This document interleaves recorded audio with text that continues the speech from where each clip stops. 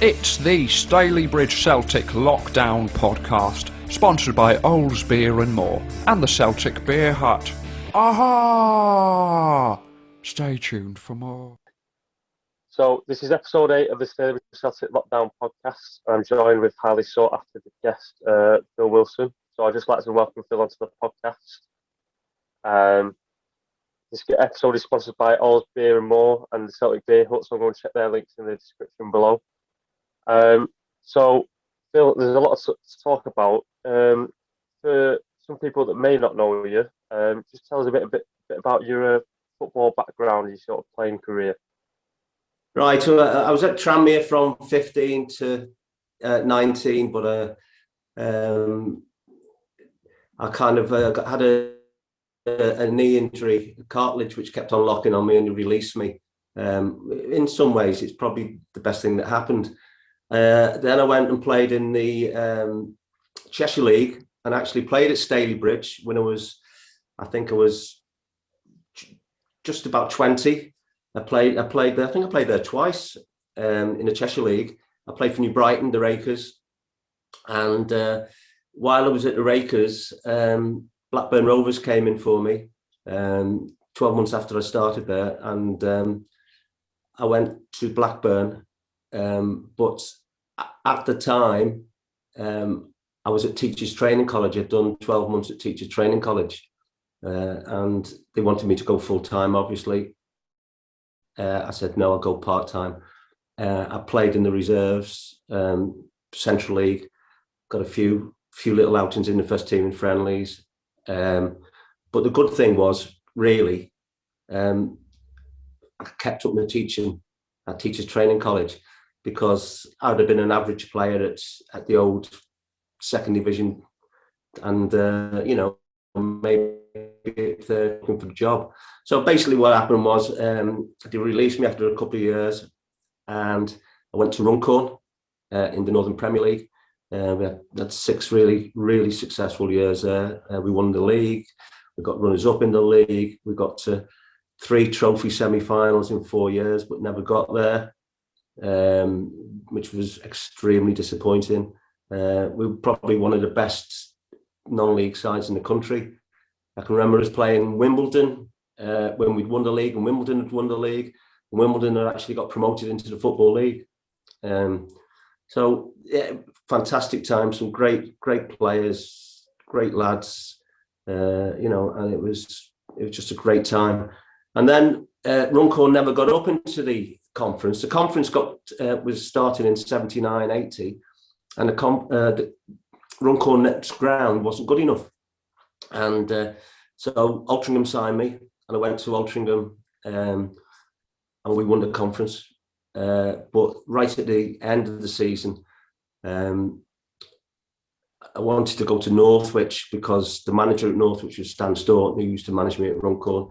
And the only way to do it was to go to Mosley for the, I think it was £3,000, which was their record, and I still think it is their record, signing on fee. And at the end of the season, go to Northwich. Anyway, lo and behold, after 3 semi-final defeats, Mosley get to Wembley. And I played in the semis, everything, and I played at Wembley, and we lost to Dagenham 2-1, which was, there's a little story there. I'd played probably the last 12, 15 games for them, played in both semi-finals. Bob Murphy, right character, hell of a character. Never told anyone the team. The day before we played at Wembley, he's got his training, and it's 5-a-side or 6-a-side, and everyone is kicking lumps out of each other because nobody knew who was playing. And on the night before Wembley, he pulled me to the side and he said, he's still going to Northwich at the start of next season, which was really naughty, because the deal was, come to Mosley, they would sell me to Northwich at the end of the season for the same fee, because Altrincham wanted 10 grand for me off Northwich. So it was a deal set up. And I said, well, I don't know, Bob. Anyway, named the team. I was on the subs bench. There was only one sub. And obviously 3 semi-final defeats. I was completely gutted. Anyway, after 15 minutes, he tells me to get my socks rolled up, put my pads on. He put me on at half time. I changed the game. I got us back into the game. I had a great 45 minutes, but we lost. And then I got my move to Northwich. So I went to Northwich when I was 30. I had 4 seasons there. The first season, we lost in the trophy semi-final again. So that's 4 defeats and 1 Wembley appearance. And then the next year, we did okay. Then the next year, we got to Wembley. We played Telford at Wembley, and we lost 2-1. And then the next year, we got to Wembley again, and we beat Bangor in a replay, not at Wembley, in a replay at Stoke. And so basically, I got what I really wanted to do, was play at Wembley. And Johnny King was the manager at Northwich. He was fantastic. I learned an awful lot off him. And basically what happened then was they cut the wage bill, even though we won a trophy and finished 6th in the conference. And I had to go, and I ended up in the doldrums for a season. I played at Marine till Christmas. Then I did my knee-in. I went to Chorley on one leg, and then the start of the following season, I went to South Liverpool, and Johnny King, who was been offered a job at Carnarvon, and he said, "Well, I'll come with him." And so I went with him to Carnarvon, and basically, I'm kind of 36, 37 with one bad knee. And he kind of got the best out of me again. And I had another 3 years there where he went to watch a game, first home game at Carnarvon, when he was there. He'd lost 9-0 at home. He took the job. I went and played. We played at Macclesfield. We lost 7-1. And John King is the best non-league manager I've ever played under, and became one of the best league managers outside the top division that ever was. You know, at Tranmere, he was fantastic at Tranmere.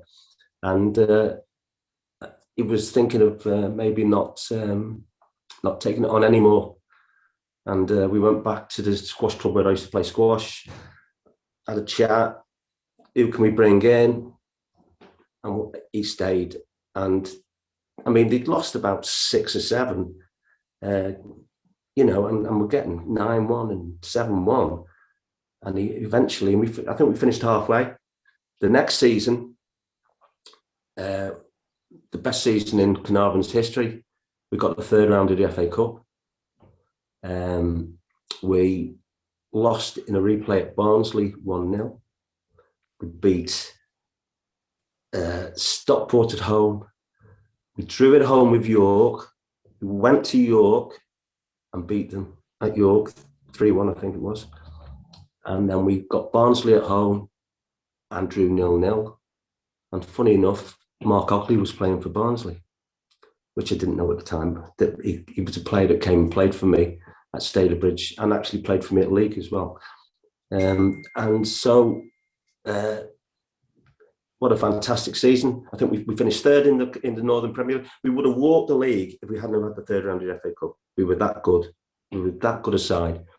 And so at the end of the season, they signed Tommy Smith as the manager, because Kingy went to Tranmere at the Easter, and he kept him up on the last day of the season, going out to the Football League. They were going out to the Football League. And then 5 years further on, they're in the playoffs for the Premiership, or whatever it was called in those days, the Premiership. So that's how good Johnny King was. And basically, I kind of, Tommy Smith come in, didn't fancy a 37-year-old, which, you know, is fair enough, isn't it, really? But it was 37-year-olds who could run a bit, you know, I could get around the pitch. And so I left there, and I'd been in America coaching, because I got my A license. It was called a full badge in those days, but it's an A license when I was 29, which is pretty young to get an A licence, and I used to go to America every summer, coaching soccer schools, and eventually I had my own soccer school over there for a number of years. And I'd been in America and I'd done a bit of pre-season training with North, which just for fitness. And lo and behold, at 37, I come back and they want me to play for North, which is 37 in the conference, which, you know, I found a bit easier playing in the conference than I did playing in the Northern Premier League, you know, the year before. So that happened. And then in the November, Carnarvon sacked Tommy Smith, or October it was, sorry, they sacked Tommy Smith, and they wanted me to go as player coach. And I went. We had a fantastic season. They were really struggling. They were third or fourth from the bottom. We ended up third in the league. We got the Welsh semi-finals, lost by the odd goal to Cardiff, played in a two-legged game. And then I stayed there for the next season, and we weren't successful. Actually, quite often it happens that way. And I got the sack, as you do. I went and played Newtown in the First Division. I went and played at Morecambe and did my knee. And then, lo and behold, start the season with Rill in the Northern Premier League. So we're like a few clubs, but I was again like I had a cartilage operation in the summer. Been to the States, come back, didn't know I could kick the ball with my right leg. Johnny Williams said, "Come and play for me at Rill." I did do. Big Martin Filson was there when he was about 19. Used to pick him up, take him there.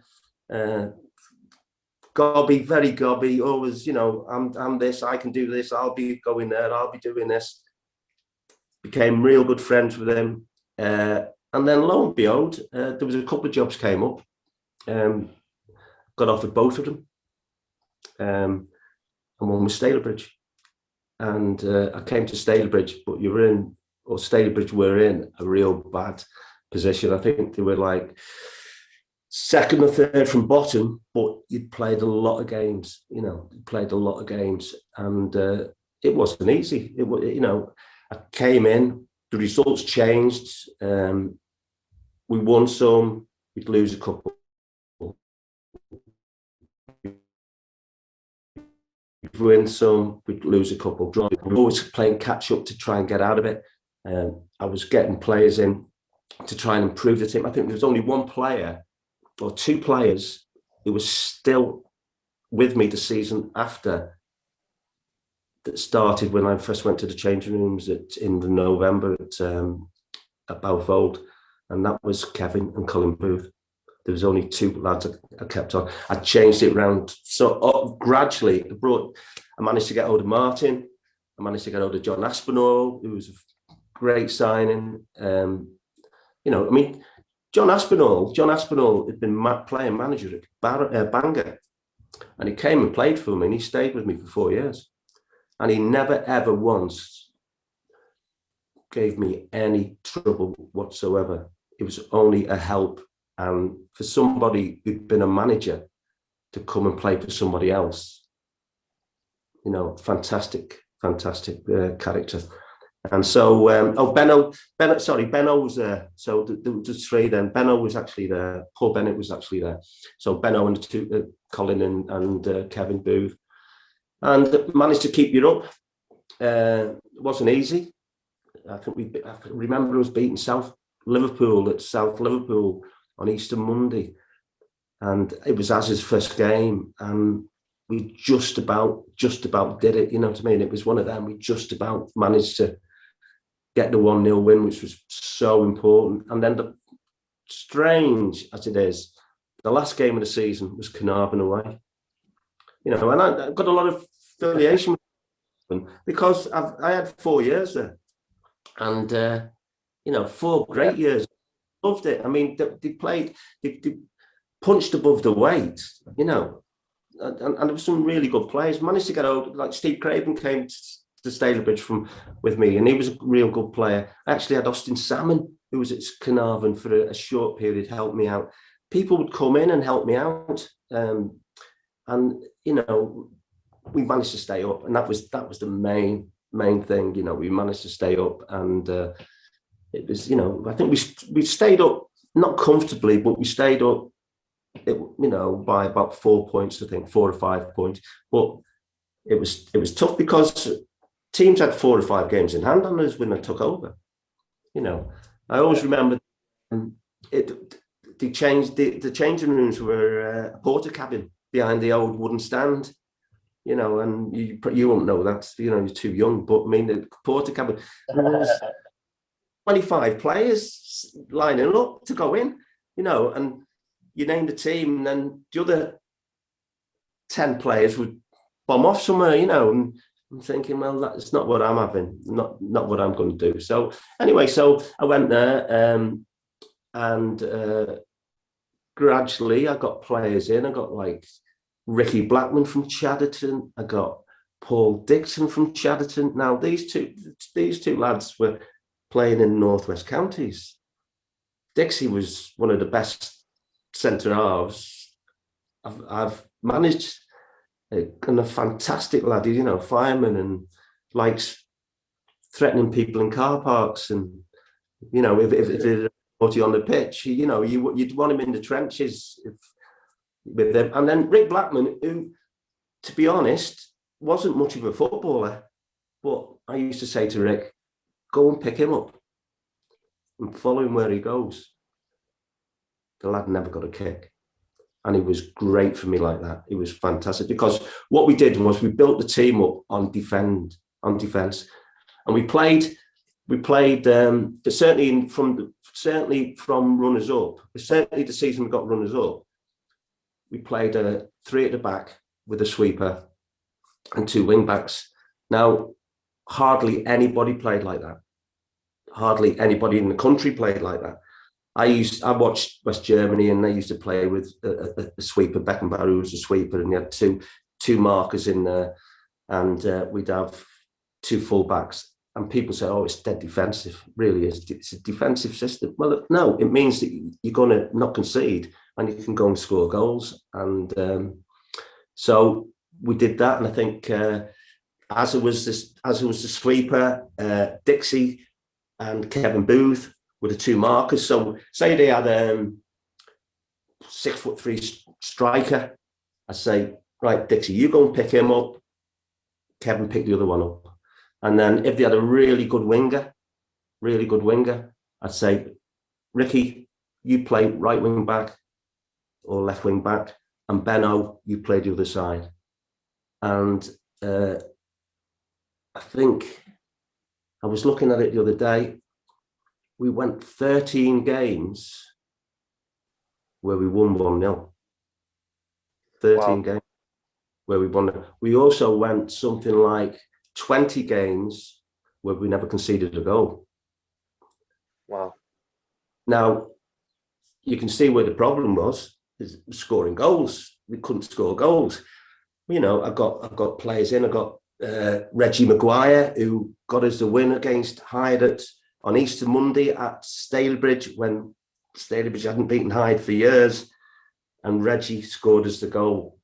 We got other people in, you know, and got people like Les Armour from Bangor, who lives in Wales. He came in and did a good job. There was John Brown, who was in there, who did great for us. I'm trying to think, I don't want to leave people. We've got a lad called Lee Colford, who played for 2 or 3 years and then came back from Birkenhead Sunday Football, who ended up playing at Wembley for Witten. Was real good player. You know, and Paul Bennett, and then we managed to get Gary Bressin in the year that we won we got runners up, and so we ended the season where we were runners up in the Northern Premier League. And I must tell you this: at near the end of the season, Southport were like similar points with us for runners up. And we went to Southport, and they had the best attacking team in the league. So I played 6 defenders. and we got the draw. And see, it sounds like I'm defensive, but I wasn't. I played what I did. What we had and what we were strong at doing was defending. We still pushed people forward to score goals, but we didn't really have any goal scorers in the team. Stuart Locke was one of our goal scorers. He was a winger, so they moan like buggery about it. They moan like buggery about it. Oh, you've come here, and we got the draw. They came to us. We beat them 3-1, I think it was, and we got runners up. And to me, that was one of the best moments because, we'd been a team that was like near the bottom of the league. We shaped a team, and we got it up there. And we had the lowest goals against in the league, but the second to lowest goals for in the league. So it was obvious what we needed. So the following pre-season, we signed Chris Camden. And we also a couple of other players as well. Eric Priest came in, and Mark Edwards came in at some time, all good players. And we signed Chris Camden. Now, Chris then went off and got 40 goals. So we ended up with the highest goals for, and we still had the lowest goals against. We also lost our first game in November the 20th at Gainsborough, away. That was our first game we lost in the league. We didn't lose again until we'd won the league, Hyde at home. We'd won the league, we got presented with the trophy and everything. And I was gutted because we'd won and the lads had won and then relaxed. And we lost, especially to Hyde as well. And we would have been the only team to ever lost one league game in the season in Northern Premier League's history. We actually equalled Wigan. Wigan had lost 2 and we lost 2. And one of them was when we won the league and we played a Hyde at home. And I was it was a bit disappointed. And if you go forward to the next team that won the league, it happened again.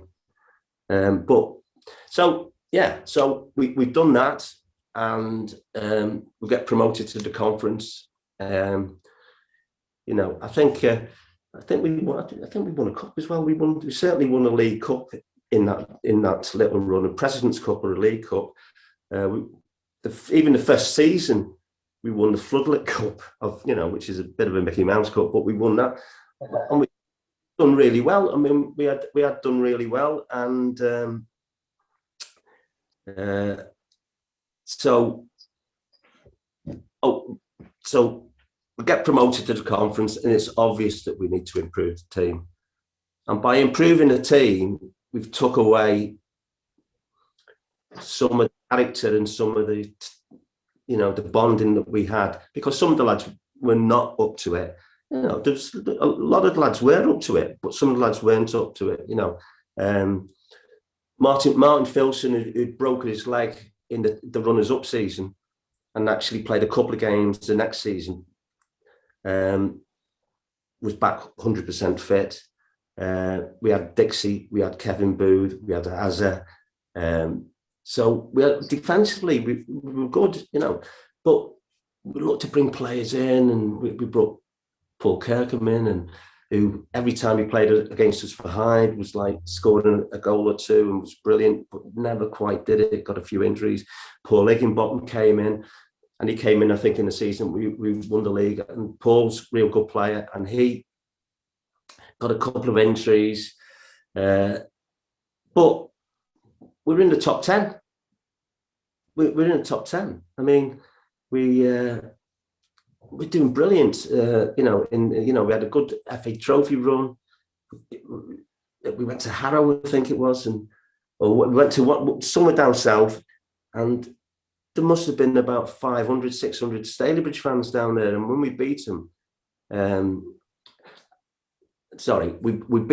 year we won the league, we played Harrow in the FA Trophy because Camden was there and he scored. And then we had about 500 or 600, and we got to something like third or fourth round of the trophy. And I'm thinking, I'd love to manage, get us to Wembley, but it never quite happened. But there you go. All the fans came down, and Stuart Lester and Paul Higginbottom singing Quando, Quando, Quando. The lads, if they watch this, they know exactly what that is. And we were just, the team spirit was so fantastic. We'd go out, if we have a long trip anywhere or whatever, certainly 2 or 3 times a season, we'd go down to Smokies in Oldham and stay over. And, something had happened on the pitch. There was a few fights going up the tunnel where one of our lads was getting pushed around. Next thing you know, 4 of our lads are in there and, telling them, keep away from it in no uncertain terms. We had some lads who really look after themselves, but they looked after each other, and they were just fantastic. And so we're going to conference. We're in the top 10, which is brilliant. And we ended up losing a couple at the end, and we dropped to 12th. And I'm thinking, that's what a great season. What a great season. Loved it. And lo and behold, you try and improve the team again, because that's what you're trying to do. You know that the quality in the conference is better than Northern Premier League, and and we were getting regular 1,000 people on Stalybridge, sometimes more. We played. I won't jump ahead too quickly. So we got all that. So Frankie Bunn came and signed for us, but Frankie's knee was not good, but you could see the quality in him. We signed other players to come in, and before I go any further, after the first season, I needed to bring somebody in who knew the scene up in Manchester, and I brought Dave Stewart in, and Dave Stewart was brilliant with me. He helped me out. He got Dixie and he got Rick Blackman, and they were 2 big people in the team that won the league. We had Azam Martin, John Brown, Stuart Lester, all like Paul Benno, who was captain, quality player.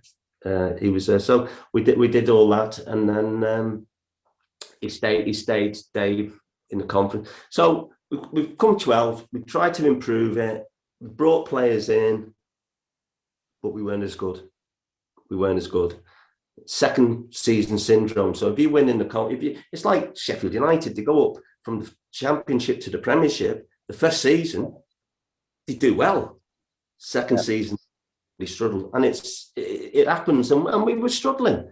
But in between struggling, we get the second round of the FA Cup. I mean, we had a fantastic night at Stalybridge when it's quite complicated. We'd been to Altrincham, we'd beaten them, but Mace, whose brother is the league referee, the Premiership League referee, Mason, the league referee, Mace, because we'd signed him, and it was all done and dusted, but he'd come in from either Wales or somewhere, and he hadn't got an international clearance, but he played for somebody else before he came to us. So he played for an English team before us, but they'd gone back and said, "You've never had an international clearance." So instead of kicking us out, this was like the either the 3rd qualifying round or 4th qualifying round. Instead of kicking us out, they said the replays at Stalybridge. Anyway, we're playing and we're struggling a little bit. And Martin Filson, who had a kind of hernia injury, but could come on and play a little bit, was on the bench, and we're kicking down the slope. And kind of like for any managers who are managing Stalybridge now, the slope is a big plus if you know how to use it. We always had a couple of wingers. We always threw another man up front. But going up the hill, we just had people dropping a bit deep and hit teams on the break. Down the hill, we punish them, we pulverise them going down the hill. So there's a lot of tactics going on, and Stalybridge's pitch is a big plus for Stalybridge if you know how to play it. We always try to kick down the slope second half as well. Anyway, we were struggling and brought Martin on and put him up front. Now, Martin's the centre half. The Bear, he's a centre half. And it's one of the best games for atmosphere that I can ever remember at Stalybridge. 1,200-1,300 on, packed behind the bottom goal. And Martin scored 2 and we beat him. And then that must have been the last qualifying round, because we played Marine in the first round. And we drew at home. We went to their place and we won on penalties. And we got Carlisle away. And we were struggling. The team was struggling. We weren't bottom. We were probably third or fourth from bottom. We weren't getting any breaks. It just wasn't running for us, and the directors let it go till I think it was March, and they let me go. And the first game they played at the Bridge, we'd kind of concede in the last 5 minutes, or a team would score against us for a draw in the last 5 minutes. And they played under Raggy. Raggy came in and took over, and they scored an own goal in the 90th minute to win the game. So we'd lost. Sometimes when you're a football manager, sometimes when you're at a club, things just don't, the breaks don't go for you, things don't happen for you, no matter how much you try, how much the lads are trying, and they were always there 100%, and it's not happening. It needs something to turn it around. And they sacked me, and that was fair enough and well understood. And they stayed up. I'm not sure how many years after that they went down. It was a couple of years after that, I think they went down. I think they stayed up the next season, but they struggled. The trouble was, Stalybridge is not a conference club. I mean, it's, and financially, you've got to compete with a lot of teams, and nowadays it's a full-time league. There was still full when Wycombe Wanderers won it the first year that we were in the conference, and Martin O'Neill came, and what an arrogant piece of shit he was, to be fair. we went up to Martin will love me for telling the story. We went up to Wycombe, and there was 7,000 on or 6,000 on at Wycombe, and we got absolutely tonked 4-0. We'd been doing well as well.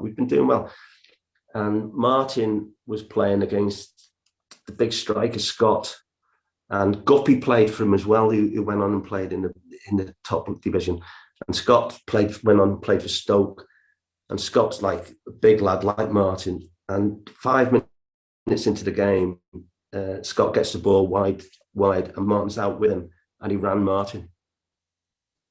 And that was it. Every time he got the ball, he ran Martin. And Martin, I didn't know what day was going on, but he had nightmares. He still has nightmares about it. And but anyway, so we go back. They come to Stalybridge in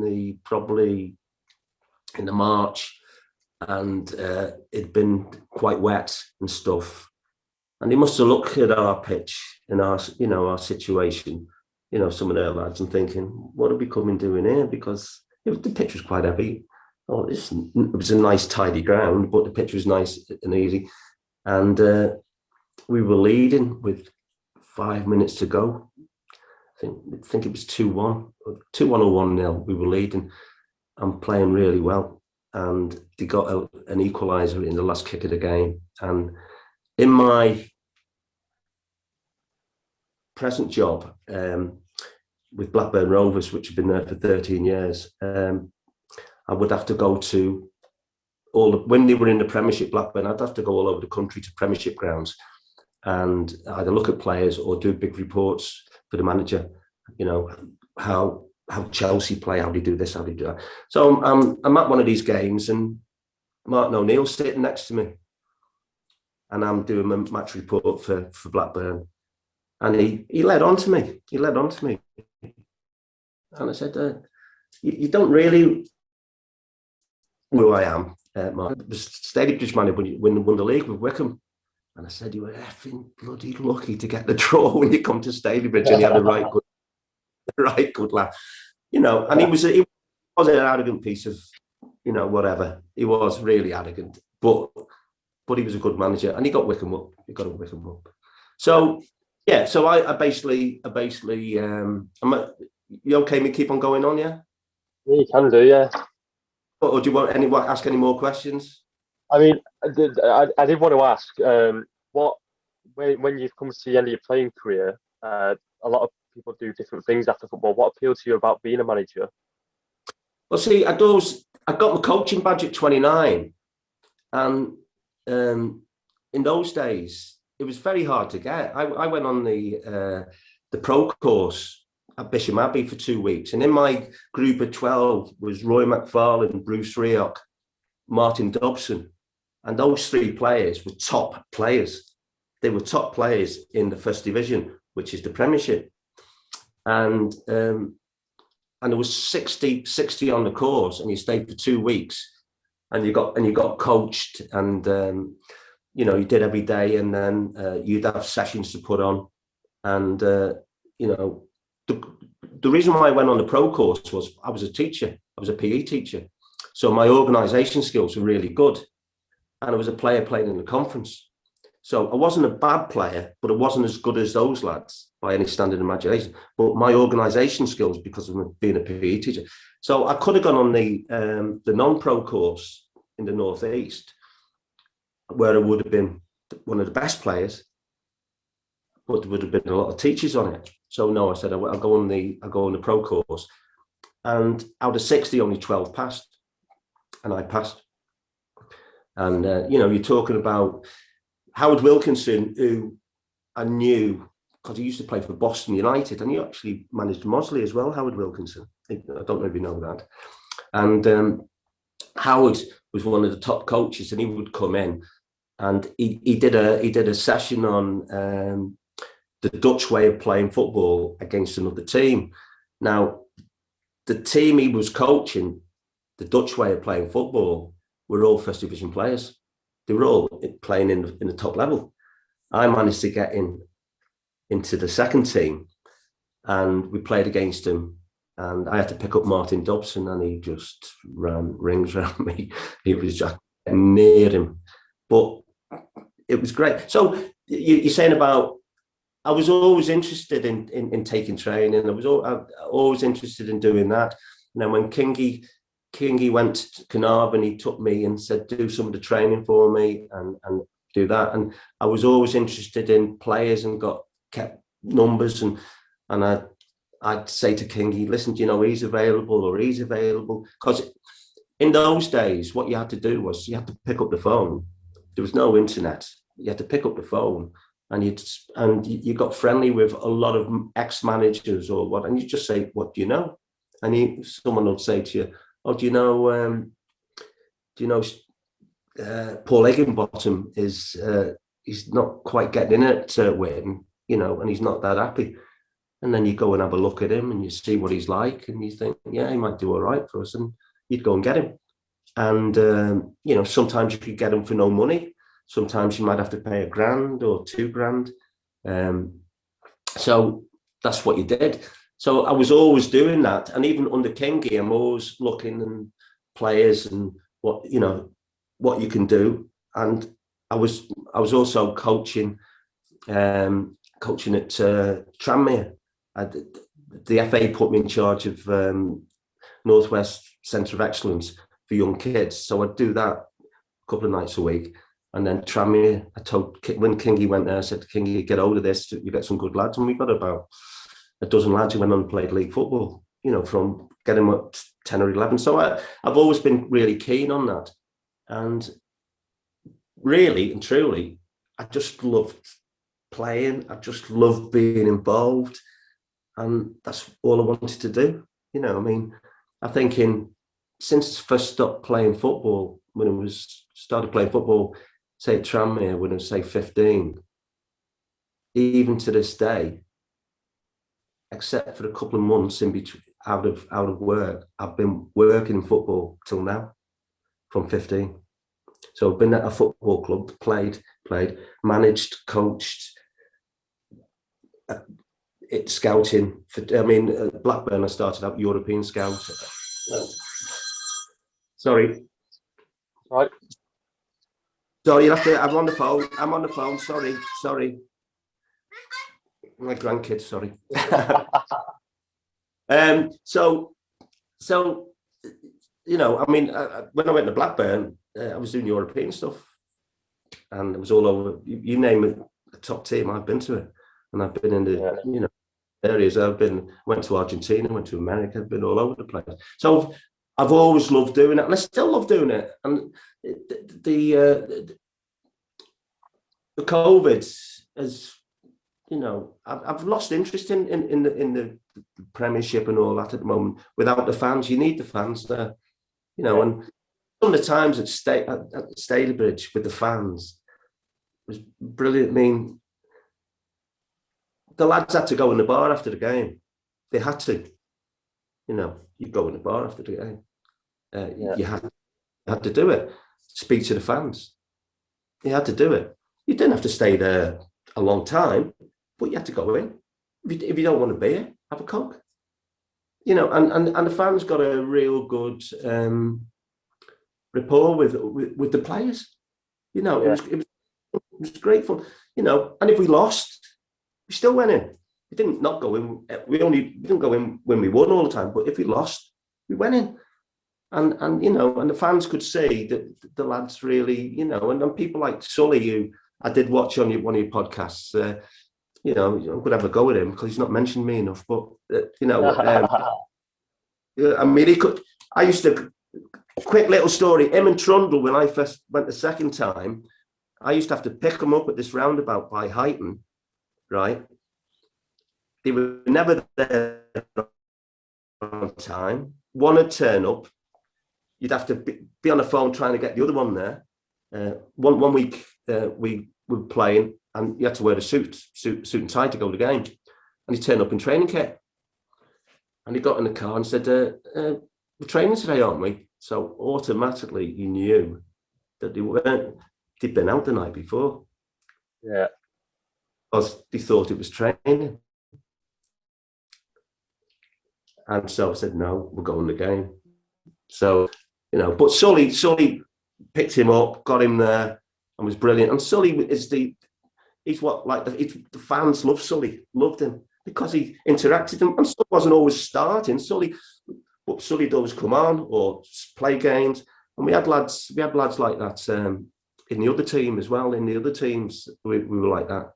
So so I've always been wanting to, you know, coach. I've always wanted to manage. You know, when you manage, you're going to have good years and you're going to have bad years. Fortunately, the vast majority were good. I still had a few bad years. I think I got sacked 3 times in 19 years, which is not bad. Yeah. Not bad.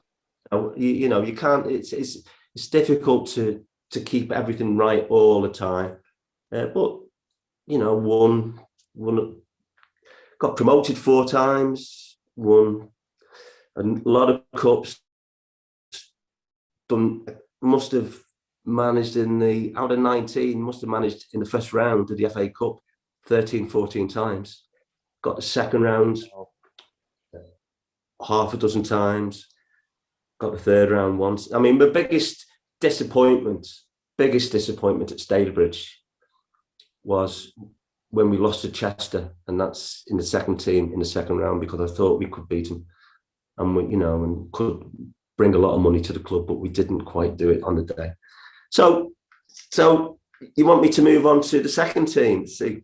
Yeah. So how does it come about that you came back for a second spell and just take it for your second time? I managed Carnarvon, and then the chance to go and manage Leek came up, and Leek was a decent club, and I did a season there. Had to change things around. Had to move quite a lot of players out, bring players in, and we got a good team. And we were top of the league in the Northern Premier. I think the goalkeeper had a record that was a national record for all leagues of not conceding a goal. It was a bit like the Stalybridge team, but we had goal scorers as well at the time.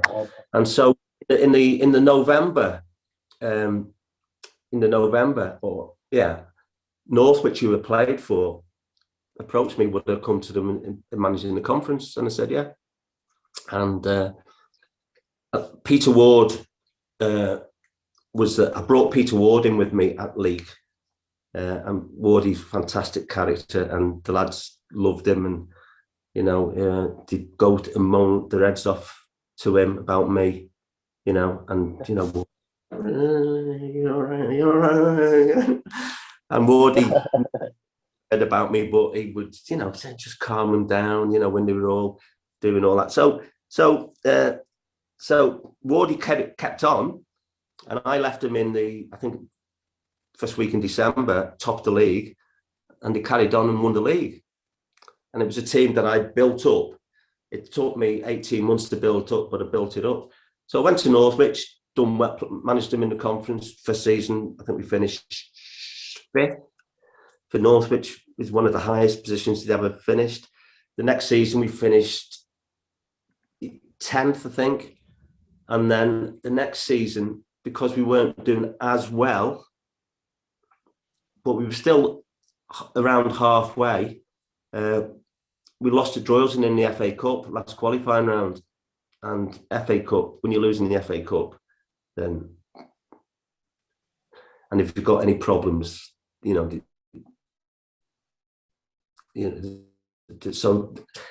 at the Stalybridge, again, really struggling again in the Northern Premier League, and they contacted me, and I thought, I don't want this hassle. You know what I mean? We're halfway in the league. We got knocked out at Droylsden of all places on a flooded pitch that should never been played. And I thought, I don't need this. I love Stalybridge. I'd love to go back. So I went back, got him out of trouble again. The next season brought in some decent players, and we got the second round of the FA Cup, Chester, and got people in like Kevin Parr was already there. Trundle and Sully were there when I first went there. Now Trundle, quality player, brilliant player. Berkey was there. Brendan Burke was there. I think we won the League Cup. The second season we won the League Cup. Brought other players in, and we were in for a shout at the league. Lee won the league that year, and we were not that far away from them. But we had this FA Cup run, and we got Chester at home, and I think there was 4,000 on or something like that, and we went 1-0 up. Scotty got a fantastic goal, and then they got one just before half time, and then he sneaked one in the second half, and I was so disappointed because I thought we could really get to the third. That was one of my goals as a manager, to get the third round of the FA Cup, or even get the trophy final, but it was the third round of the FA Cup, and we never did it. So that was two. We got the second round twice when I managed. We lost at Carlisle in when we were in the conference the first time. So second season, we got we did all right. We finished about 6th or 7th, and then a few little tinkered a little bit here, a little bit there, and we started off the following season against in the Northern Premier League, and we were always chasing Emily We were always chasing them. Sometimes we were 6 points, 7 points behind them. We were always chasing them. They'd win, we'd win. We played them at home on a midweek night. We had 2 men sent off. We were 1 or 2 goals down. I went 3 at the back, 3 in midfield, and 3 up front. We scored 2. I think it was either there was a goal difference in. They might have been 2-1 up, second half, and we scored 2 goals, and we beat them 4-3 or something like that, with 9 men. And that won us the league as much as when we beat them at Emley near the end of the season, that season. And so we went on, and we had a great team, exactly the same like the first team. Everybody was with each other. We've got Matty McNeil, who was a big signing for us because he got goals. Steve Jones scored goals for us. Sully scored goals for us. Gary Bress was still playing. Gary came with me to the league. Gary was with me the first time we won the league. He was with me as the captain. He wasn't the captain the first time, but he was there. Benno was the captain. He came with me the second time. He came with me league. He came with me there. He won the Northern Premier League either 4 or 5 times. There's not many players who've done that. He won one when he went to Barrow. Martin came back with me. We've got a really great player, Dominic Crooks from Northwich. Played. Derek Ward came from Northwich, and then only when I look back now, I mean, I've got a scrapbook of all the stuff. I did this in the first lockdown, and it's only when I look back at the pictures and the names of players that you realise, I didn't realise he played that. He played that many games for. Stuart Locke, who I think played for me at Stalybridge, and also played for me at League. I think he played for me at League. And it was like that about Stuart. And I got him in at Stalybridge, and I played him at sweeper. And he was fantastic because we always played the same system. We always played 3 at the back, 2 wing backs, 3 in midfield, and 2 up. When we went second half, we played 3 up front, 2 in midfield, 3 centre halves, and 2 and the wing backs in the second team, like Scotty and Derek Ward, get in the box. Got forward, but we always had a good solid 3 people at the back. And as I say, very, very few teams. And it's dead interesting in later years when I'm kind of at Blackburn and stuff, the number of teams that play 3 at the back, and the number of teams who still play 3 at the back. People, the fans, in people, you say, oh, it's a defensive system, but it's not a defensive system. It means that you're not going to concede because you've got your players there. But if you've got enough attacking players, you're going to get forward. And we had players who get it. Kevin Parr, who was there when I took over the second time. I managed to get hold of Sid Pickford, who I've been after for 12 months. Managed to get him. Lee wanted him, and they were paying out more money than us, and managed to get him. Sid was great for us. Sid played all over. Kevin did really good. The old joke about Kevin is if he put his boots on his head, he'd be the best. He'd be playing for England, because he was good in the air. But I think Kevin scored 20 goals the season we won the league. I mean, great lad, great. And all the lads together, we went out together. At the end of the season, we'd go up to somewhere like Whitley Bay and have a weekend up there, and everyone had let their hair down, and everybody looked after each other. Neil Edmonds was. Gary, as I say, was in there. Fantastic team. As I say, Matty McNeil, whose son plays for Burnley now. That's his son. Did you know that? Yeah. Dwight McNeil. Well, yeah. I mean, and his son is very, very similar to Matty. You know, Matty is a funny character, a real strange character. He's not, you know, he's a bit of a loner and stuff like that. But the lads used to take the mick out of him, but loved it. I just love to tell you, like things we did at Stalybridge. Kevin knew some girls. Now, this is a straight story. Kevin knew some girls who were training to be called masseurs. Yeah. We already had a lady physio called Anne-Marie, who was fantastic, you know, and, you know, I mean, she put up with everything. I mean, she put up with Sully coming out the showers going, oh, you know, hands up in the air and whirly, but, you know, helicoptering and all sorts. But she didn't bat an eyelid, and she was fantastic, and she was really good at it. The lads loved her. And Kevin said, oh, there's some girls and a couple of lads, but there's mainly girls who are doing this massage. So trained to be called massage. So one training session on a Thursday, I said, we'll be sorted out. Instead of doing a training session, we'll go down there and we'll all have a good massage.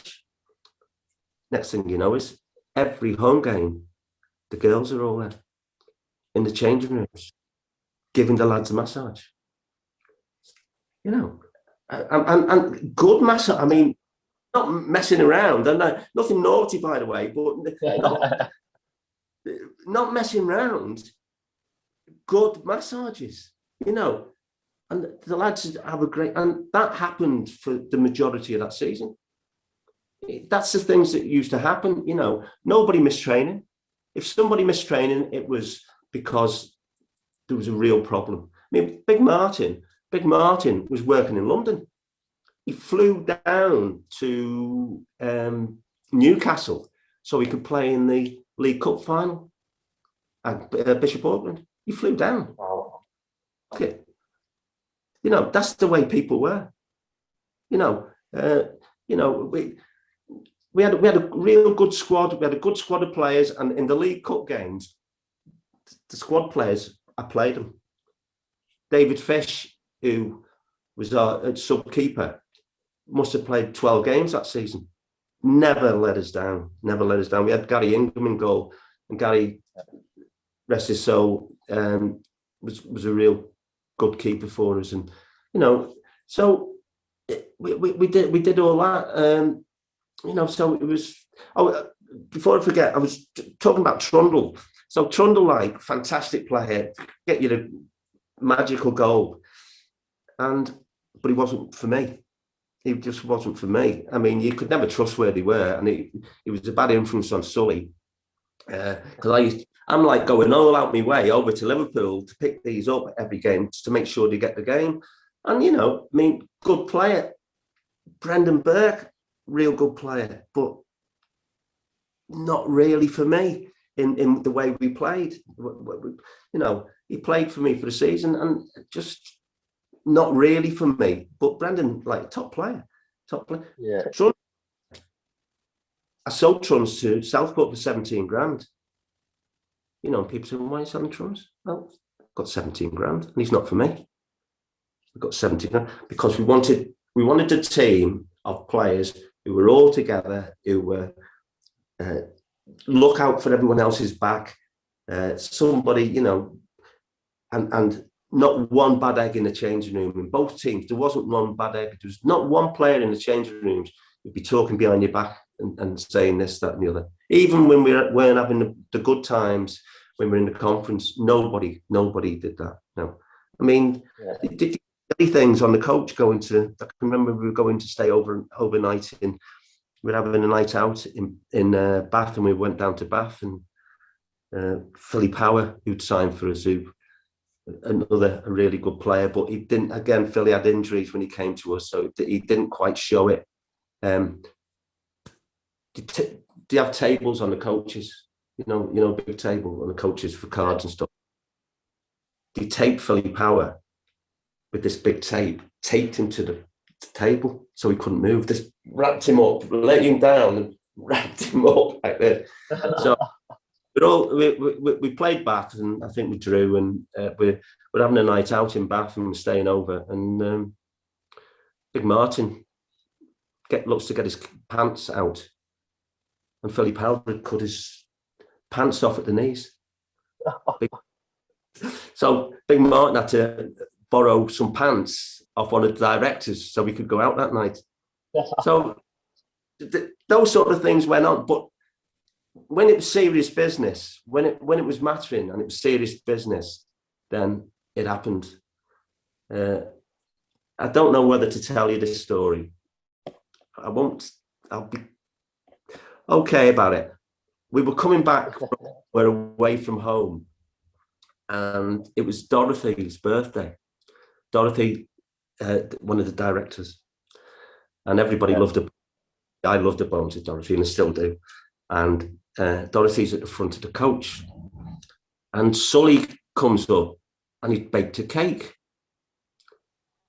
and he said, this is Dorothy's birthday cake. Well, thank God she never had any of it.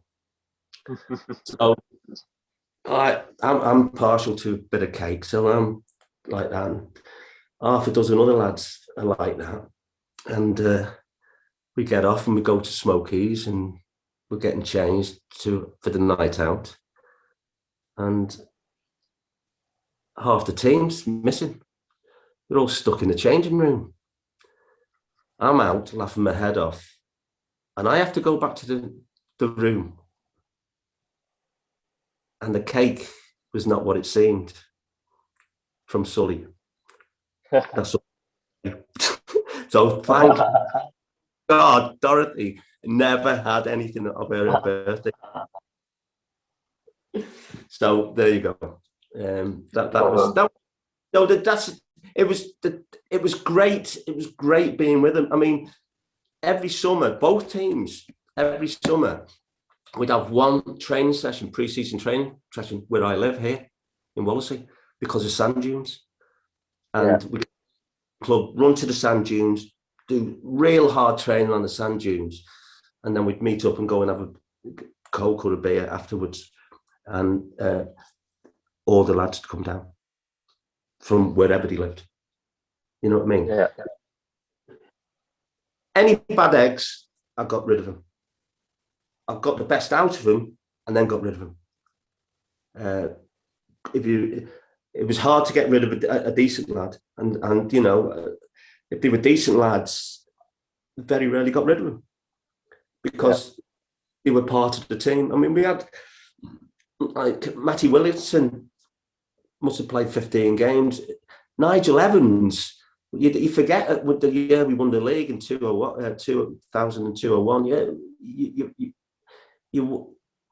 Nigel Evans scored probably 10, 15 goals and probably played 20 times. And you forget about Nigel, and what a great lad. Never moaned at all about anything, and he did that. So we did all right. We got lost to Chester, and then we played the following season, played Emily. We did that with the 9 players, and then we got to go to Emily with, what was it? It was 2 games before the end of the season. And basically, if we beat Emily, we won the league.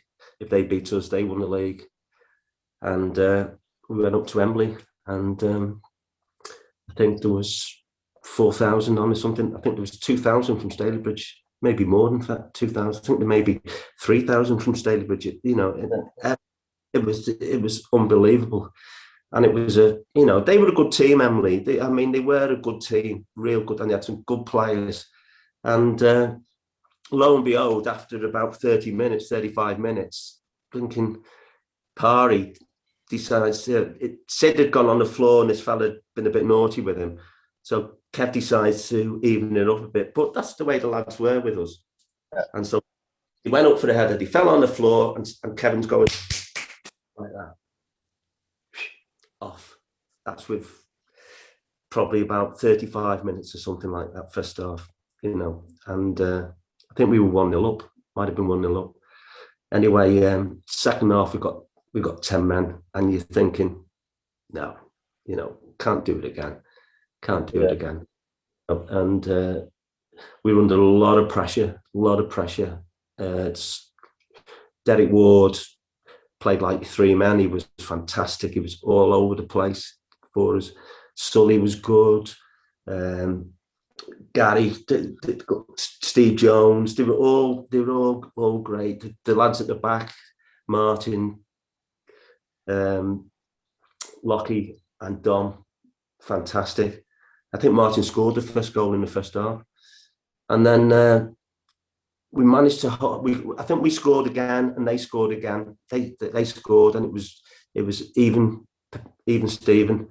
And then again, you forget about this. I brought two players from Northwich just to go into the squad because one was Cookie, Ian Cook, really good conference striker, but he had an injury and he was, so I said, come on, if you can play 20 minutes for me or 15 minutes for me, occasionally, come in. Another lad was called Davin Vickery, a winger who'd been playing in the conference for Northwich for a long time, really fast lad. He played only one game at Spennymoor away when it was a shocking game. He got the winner for us in the second half. Done his job. Sub, come on a little bit, whatever. Cookie started a few, wasn't really fit enough, went on the bench, second half with about 10 to go. And we were really under pressure, threw him on. Gary Ingham gets the ball, launches it, one bounce in his half. Cookie's running onto it. He must be 35 yards out. The keeper's off the line. He lobbed the keeper. Scored. 2 minutes to go, something like that. And we won. And we knew then. We knew, we were going to win it. And then we had to go to Droylsden of all places on a Monday night. So we've had the Saturday game, and then on a Monday they've got to be, they've had such a tough game that day, and on a Monday they've got to, and again there was something like 3,000 to 4,000 on at Droylsden. And the vast majority were Celtic fans, and it was a poor game. It was a real poor game, and I think a draw would have done us. And it was 0-0, and we got a penalty with 5 or 10 minutes to go, and Gary Brest took all the penalties for us, and I don't know why, but Stuart Locke ends up going to take it. Gary must have had a knock or something, so Stuart's gone up, and I'd never seen Stuart take a penalty ever. Took it in for us, and then we made the most of it in the change room after the game, and Pacey could hear every word of it as well. I know Dave quite well, and it was, but he would have loved to beat us. I think he was offering their players all sorts of bonuses if they could beat us. Wow. And then lo and behold, we're playing at home against Burscough. We've got over 200 points. Emily's got 200 points. Sorry, not 200, 100 points. We've got over 100 points and won the league. We've won the league on the last game of the season. There's I think 1,500 to 2,000 on. All photographs being taken, everything going on. Just before half time, Martin decides he's retiring after the game. So he decides to smack one of their lads in front of the ref, sent off. Burscough beat us 2-1, and I'm gutted again. So the second time, gutted, but and it did take a bit away from it, and then it's good I've got the chance to say this. I got approached by Southport before we beat Emily, and I said, I want to see the season out and see what's going on, and but what the fans don't understand, the start of the season, that season all the players took a 10% drop in their wages. There was money problems at the club. And if we'd have dropped, say, to 5th or 6th in the league or 4th in the league, they would have cut the wage bill. And I probably would have left because, you know, I wouldn't have, if the players were going to lose money, then it was up to me to go. If we'd have dropped, say we'd have been about 6th or 7th, they would have definitely dropped the wage bill. And the club was struggling for money. And, you know, so Southport come in, waited till the end of the season. And I regret it to this day. I think about it all the time. Why did I do it? The reason why I did it was because the first time when I got sacked, I did really well for all those seasons. And then the second season in the conference, when we were struggling a bit, they sacked me. They would have done exactly the same. And I think the second time, we didn't really have the resources. And the league had moved on much more as well to a lot more full-time teams. And I'd have probably been sacked around the Christmas of that season. And so I was given the opportunity to go to Southport. I mean, they wanted me there really because Mark Wright had spent a fortune and they wanted me to go in there and, you know, because at Stalybridge, we never had a lot of money, and we got in for the right money and the right budget. It wasn't a great budget, but we had a great team.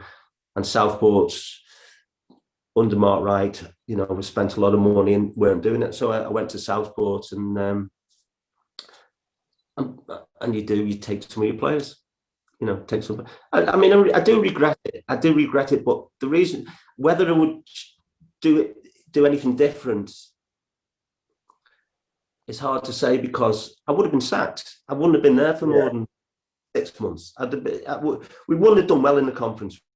What we had, we would have done well. It wasn't like the first time. We wouldn't have done well. We didn't have the money to bring in the players. We didn't have the money to go and buy players. You know, and I think they got relegated. They got relegated because I think Milton and they got relegated. But I did genuinely regret it, and I looked a couple of times to go back if I could, and even as far as 10 years ago, I'd have thought of, you know, I just loved the time there. I mean, it's too late now, but I do regret it, and I do understand, and it did sour a lot of things. It soured a lot of things, and it wasn't done on purpose. It was done purely because I knew what would happen. You know, I knew what, because you know, they were competing against some of the biggest, you know, some really big clubs. And I think at the time, probably 3/4 of the league were full time, you know, and we weren't even a good paying Northern Premier League side. And we was just an average paying Northern Premier side, you know. So unfortunately, I did what I did, and I still regret it, to be honest. I still regret it, and I think I'll always regret it. But would I have done anything different? I don't know. I suppose that's sort of football, though, isn't it? That you've got to make them sort of tough decisions and stuff like that. I did have a chance. I went after Southport. Went to Lancaster, and actually 3 really good years at Lancaster. I really enjoyed it, and we got the first round of the FA Cup twice, and we got promoted to the Conference North because we finished, I think, in the top 6, and I did like it, and I think it was the time that Reedy came, and I couldn't get away. I was on the contract at Lancaster, and I would have gone, but there was another little problem. You were in such a bad position in the league. Did I want to go back and take him down?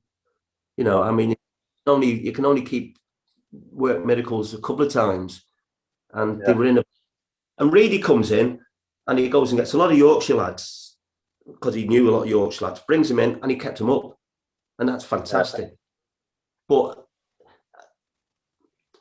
you know, it was difficult. I couldn't get away from Lancaster because I was under contract. I couldn't get away as much as I would have liked to. And then, so then there was problems at Lancaster with the chairman resigned and money, and Barrow came in for me, and I had 2.5 years. My last game managing was Bournemouth in the FA Cup at home, and we drew 1-1, and I got sacked after the game.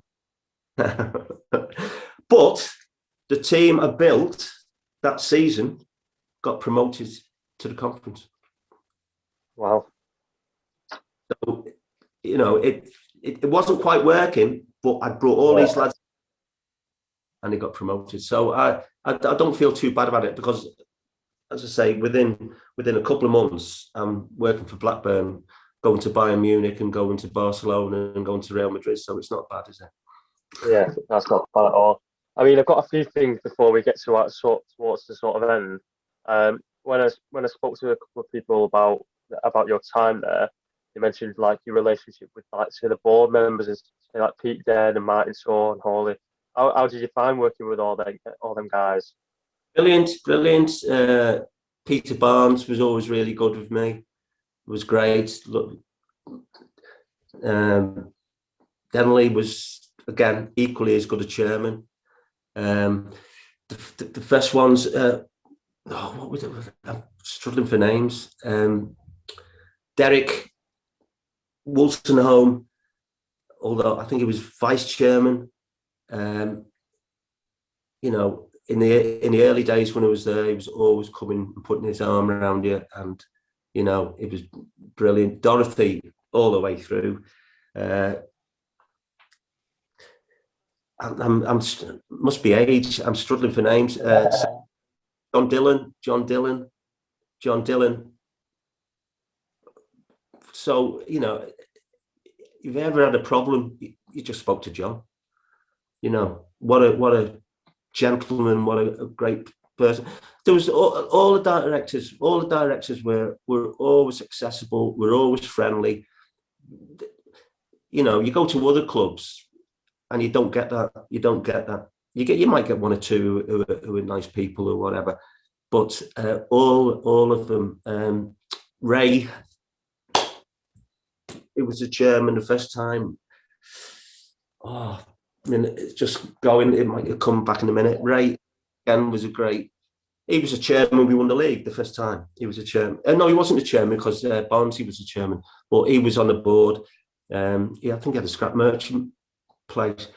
Then we had, you know, times where I actually got hired. They hired me a car, because I was always picking players up, because we had players from the Wirral. And then, you know, it's you know, it's a long way, but, you know, I always had a full car, pick them up, go to training. We train at the ground on a Tuesday. Then on a Thursday, we had places at Man City's training ground, the old training ground, Moss Lane. We used to get an Astro there. We had another Astro somewhere else. Training was important. It was important that everybody went there. It wasn't necessarily what they did. It's getting together, you know. And I've always been really looked after myself, always really keen on training, really keen on keeping fit. And the lads all kept themselves fit. I mean, good story about Chris Camden. Now, Chris is not the slimmest lad in the world, but he got us 42 or 3 goals, and we won the league. And he worked at Vauxhall's, and he did nights. And on the games he played when he did nights, he was not the player he was when he was on days. But he still got the goals, and I signed him in the summer. And because we as I say, we got runners up. We had the second to lowest goals for in the league, but the lowest goals against. I signed him, played in some of the pre-season friendlies, And a couple of directors come up to me after the game and said, "Are you sure about this fella?" Because he was, and he didn't like training much. He didn't like running around much, but he could score goals, and he was a big lad. And if you played him, that was his fitness. You played him 2 games a week. You played him, and he got right. And the famous saying from Cammy is the Buffalo as the fan. See, the fans took to Cammy. He was only there once. They called him the Buffalo, and it stuck. And I mustn't forget about Russ Hughes, goalie. Have you ever seen Rush's cartoons of all the players? No. Have you never seen that? You haven't seen that? He used to do them in the programs, and to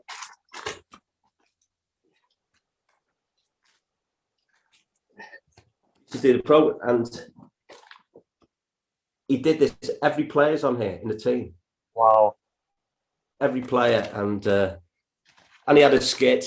He had a skit at the players, and he's having a skit at me there.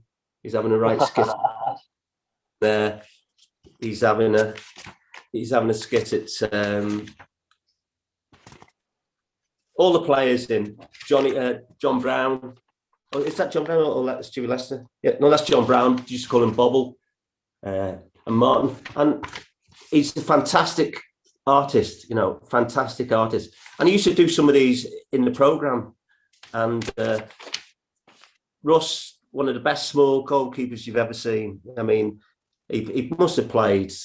He had about 4 years at Stalybridge, and what a good goalkeeper. What a good goalkeeper.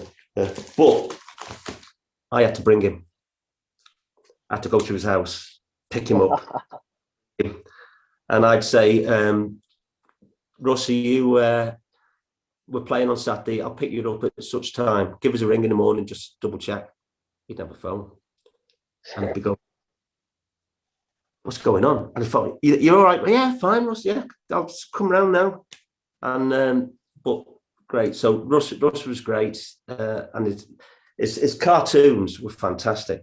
I mean, he really, really did well. So yeah, we had all that. Got any more questions? Yeah. So my next one's going to be like, what are your sort of thoughts on? I know you mentioned about Blackpool. You must have Blackburn. Sorry, you've seen a lot of football since in your whole career. What's your thoughts on how football has changed and sort of that sort of thing? Well, with all the academies and with all the at football clubs and league clubs, you've got a lot of players who are coming out who are not getting pro contracts. And if you pick up the right ones, you'll get some really good. Because in my day, there was always players who went from non-league into the football league and played at teams. I mean, even me, it's 19, getting taken on by Blackburn. I mean, I could have gone to Sheffield United. I'd made the right decision, and I didn't know then I made the right decision, because if I'd have gone full time, I wouldn't become a teacher, and I wouldn't have done my semi-pro stuff, and I would have been able to manage and whatever. See, the thing about me, teaching was always paid the mortgage. Football's my life, still is my life. Why would I go full time in the conference for anybody when I've got a good job? If you get sacked in football, you do get sacked. I mean, fortunately, 3 times in 19 years is not bad. It's not bad, but you do get sacked, and that's what happens. So, so the lads, there was a lot of lads. Mark Ogley, who played for us the first time I was there, and came in and played some games in the second half I was there. Mark was brilliant. He kind of, he was Mr. Reliable, but he was at Barnsley and playing in Barnsley's first team when he was younger, and he ended up having a good career in non-league. Gary Barres was at Tranmere. Tranmere let him go. He was gutted about it, because he was a good player, Gary, and it took. And he had a bit of a chip on his shoulder when he first come to Stalybridge. Gary ended up as my number 2, and played for me at most of the clubs. And then when he wasn't playing, he was helping me out in the coaching. I mean, Peter Ward, you know, he's kind of, it's brilliant. You know, I mean, I couldn't have won the league without Dave Stewart first time and Peter Ward the second time. Those two were just brilliant people. They know what I'm like. You know, they let me get on with it. If I upset anybody, they take it, keep it away from me. Yeah. Hopefully, I didn't upset too many people, but I would have upset people. You know, I would have upset people. You know, so the thing is, you know, you can't. You've got to be. You try and be nice with the players, but there comes a time when you've got to leave them out, and you've got to treat them properly. I always used to take them out on the pitch and say, "I'm sorry, you know, I'm putting you on the bench today." It didn't make it any better for them, but at least you just didn't do it in the changing room. So all those sort of things. I learned nearly everything off John King, Tranmere manager. After, you know, everything off him. I mean, he was just fantastic, and he kind of gave me an extra 3 or 4 years playing because I was finished. I finished at 35. Next thing you know is I'm playing in the FA Cup third round, you know, and you know, so, and then I ended up playing manager, and I was still playing when we got third in the league and Welsh semi-final. Still playing the season after, and then went back into conference at 38 and played 20 games. You know, so I was lucky. So, just focusing on your 2 spells at Stalybridge, who do you think the best player you managed was? I know it'd be hard. It's hard, but if you have to pick one. Best player, you can't pick one because, you know, I can go. The first time, Cammy made the big difference. The second season, when we won the league that season, but in the team there were Mark Edwards. Mark Edwards came in halfway through the season. Mark, really good player, scored his goals. Eric Priest come in and scored some goals. We had Stuart Locke, who was the Sully of the first time, going down the hill, give it to Stuart, pace, the crosses, goals. Same with Sully. Second time, McNeil was quality.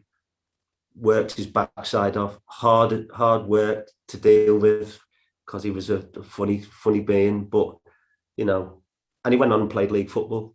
And his son has taken all his attributes and added more.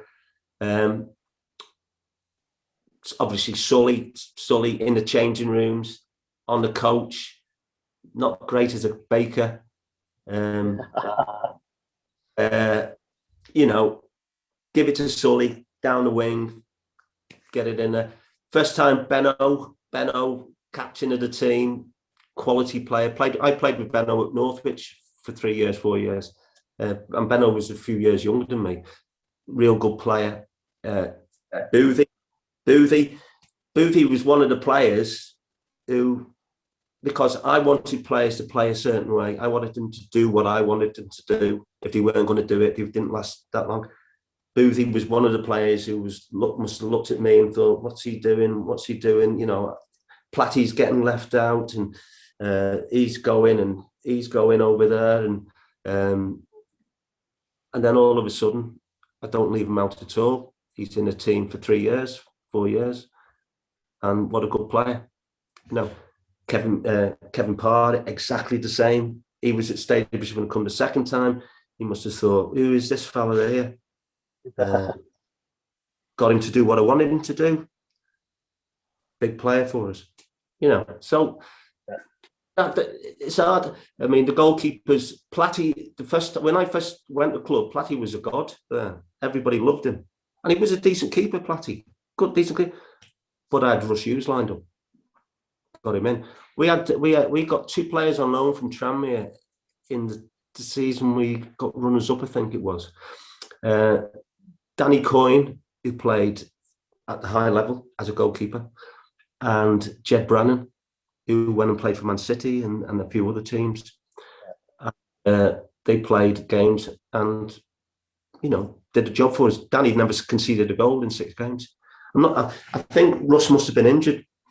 I think Russ must have got an injury because we brought him in. And that was Kingy. Kingy was at Tranmere and I said, look, can you let me have a couple of your lads? I knew about Jed, I knew about Danny. And he said, yeah, take him and play. So it was hard. Martin Filson, big character in the changing rooms, on the pitch, on his day, unplayable as a centre half and as a centre forward. Not the quickest, but great lad. He still is good, and still is a big friend of mine. Dom Crooks, great. Lockie probably thought, he doesn't fancy me. He's had me twice. He doesn't fancy me. Then I found a position for him, and I never left him out. I don't think he missed a game all season, and he was great. Scotty used to think I hated him. He'd always be on his case all the time, and since I've seen him afterwards, and I never hated him. I said, Scotty, I took you to Southport, I took you to Lancaster. How could I hate you? Yeah.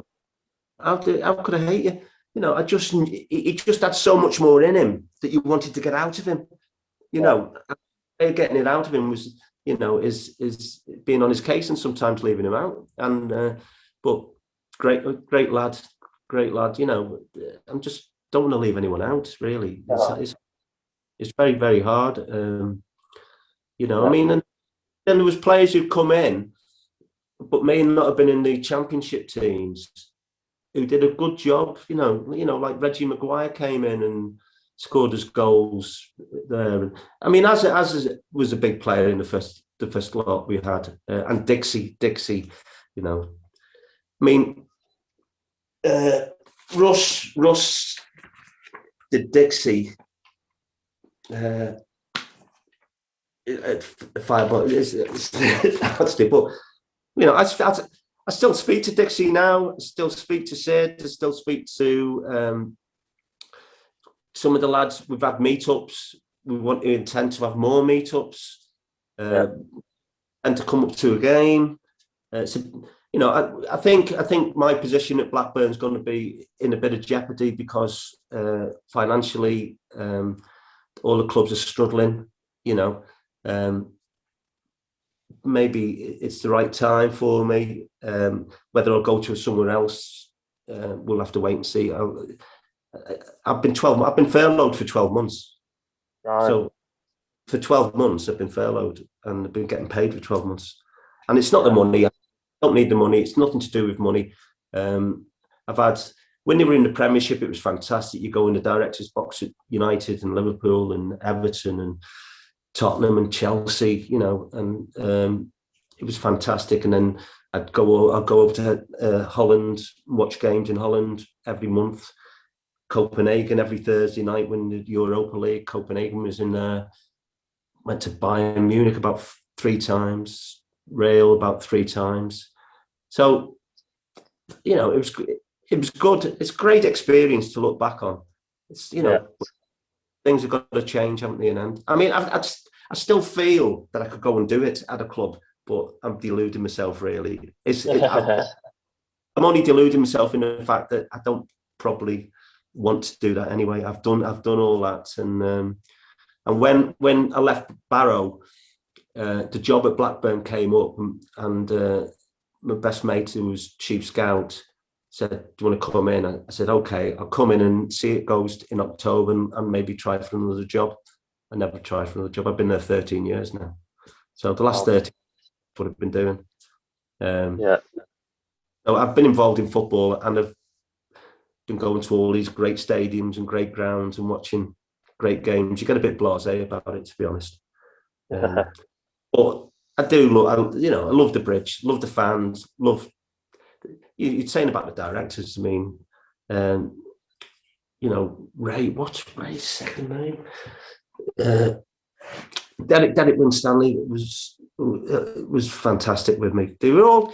they were all really good. They were all really good, you know. And it was hard on Barnsley, to be honest. I mean, I know there's been issues, but it was hard on Barnsley when he was having to let me go, because in all the time I'd been there, in nearly 5 years, it was just success, and we were rolling on. They would have got relegated. They would have got relegated because luck wasn't going for me, you know. But the second time, as I say, I do regret it. I do genuinely regret it. But it was a situation I knew that I wouldn't be in a job in 6 months, because we wouldn't have stayed on. We didn't have the money to get the players. You know, if we'd have managed to just about stay up, the fans would have wanted more. They were used to success. They were used to winning things. You know, and if you look on the records, you know, that season we won the league. We won the League Cup and the Cheshire Senior Cup. We won 3 cups in one season. We won League Cups.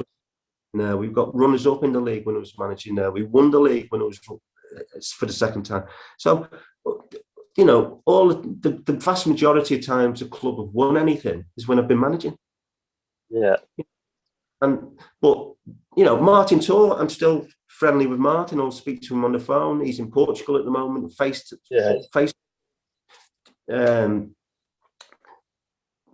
Shorey, contact him, you know, on a regular basis. You know, Pete Denley.